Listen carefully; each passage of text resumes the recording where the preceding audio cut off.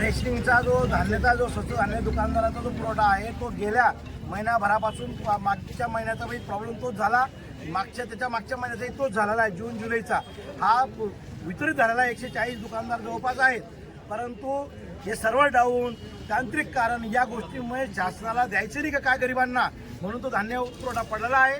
आणि यासाठी आज भारतीय राष्ट्रीय काँग्रेसने या ठिकाणी ढोल बजाव, झोपलेला शासन, इथल्या झोपलेला आमदार किशोरप्पा पाटील स्वतः गरिबाचे पुळका समजतो की बा आम्ही पुळका आहे बा, मला गरिबांचा अस्मिता आहे बा, मग या ऑनलाईन या प्रणालीच्या बाबतीमध्ये का आवाज उठवला नाही? महिनाभरापासून ते धान्य सडून जाईल, खराब होईल, मग याला जबाबदार कोण आहे? म्हणून सत्ताधारी पक्षातले आमदार असो की सत्ताधारी पक्ष आणि शासन यांना जाग आणण्यासाठी आज भारतीय राष्ट्रीय काँग्रेसने ढोल बजाव आंदोलन केलेलं आहे. हा इशारा दिला आम्ही पहिला.